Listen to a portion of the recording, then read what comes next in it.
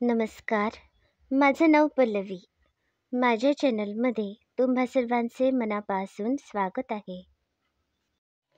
होळीच्या निमित्ताने आज पियुष ही रेसिपी शेअर करणार आहे.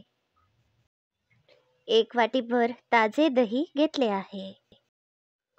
दह्याऐवजी तुम्ही ताजे ताकसुद्धा घेऊ शकता. 1 वाटीभर श्रीखंड घेतले आहे. आजच्या रेसिपीसाठी मी खास थोडेसे श्रीखंड तयार केले. तुम्हाला जर श्रीखंडाची रेसिपी लिंक हवी असेल तर डिस्क्रिप्शन बॉक्समध्ये देईन. ती रेसिपीसुद्धा तुम्ही नक्की करून बघा. कधीकधी आपण विकत आणलेले किंवा घरी तयार केलेले श्रीखंड शिल्लक राहते, तेव्हा तुम्ही ही रेसिपी तयार करू शकता किंवा श्रीखंड तयार करून ही रेसिपी तयार करू शकता. या भांड्यात पिठी साखर घेतली आहे. थोडासा सुका मेवा घेतला आहे. आता या भांड्यामध्ये हे एक साहित्य घालूया. सगळ्यात आधी मी हे ताजे दही घातले आहे. 1 वाटीभर पाणी घातले आहे. आता हे वाटीभर श्रीखंड घालते. अर्धी ते 1 वाटी पाणी घालते.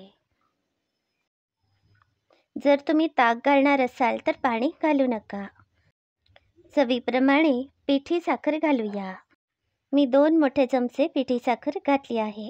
याऐवजी तुम्ही साखरसुद्धा वापरू शकता.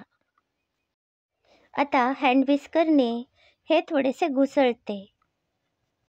आज आमच्याकडे आभाळ अगदी भरून आला आहे आणि विजांचा गडगडाट सुरू आहे आणि लाईट गेले आहेत.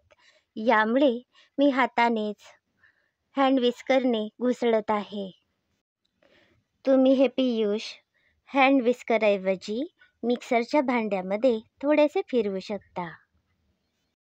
हे बघा, आता मी छानसे घुसळले आहे. हे पियुष अगदी पातळ न करता दाटसर असे ठेवा.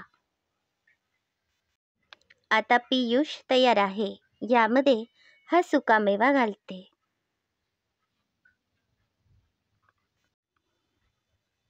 1 ते 2 चमचे रोज इसेन्स घालते. याऐवजी तुम्ही 1 चमचाभर वेलची पावडर घालू शकता. आता यामध्ये बर्फाचे तुकडे घालते. यामुळे हे चांगले थंडगार तयार होईल. किंवा हे पियुष तुम्ही थोडा वेळ फ्रीजमध्ये थंड होण्यासाठी ठेवू शकता. हे चविष्ट पियुष आता तयार आहे. ही रेसिपी तुम्हाला कशी वाटली याचा अभिप्राय नक्की कळवा. अशाच अगदी सहज सोप्या रेसिपी बघण्यासाठी माझ्या चॅनलला नक्की भेट द्या. याबरोबरच माझे चॅनल सबस्क्राईब करा, शेअर करा. धन्यवाद.